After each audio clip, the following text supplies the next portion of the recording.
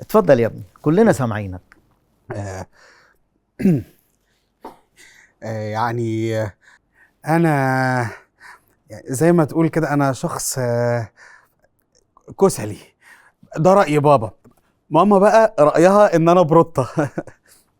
اصل انا يومي بسنة. يعني انا كتير العلاقات، كتير الكلام، عاشق للنوم. انا بكره الاطفال جدا. يعني انا زي ما تقول كده ما بحبش اشيل مسؤولية اصلا. انا بعك صح؟ انا اسف، انا اسف. ولا يهمك يا ابني، التوتر يعمل اكتر من كده.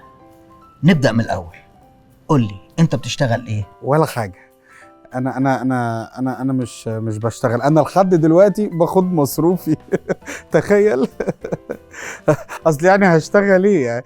حد يلاقي دلع وما يتدلعش؟ ما ينفعش. يعني مش كده ولا ايه؟ طبعا في حاجة غلط.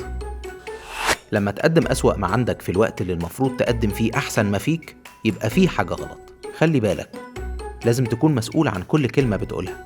انت مش بس بتتكلم عن نفسك، انت جزء من صورة كبيرة، صورة انت مسؤول عنها قدام كل واحد بتقعد معاه. احنا بنقدم صورة المسيح.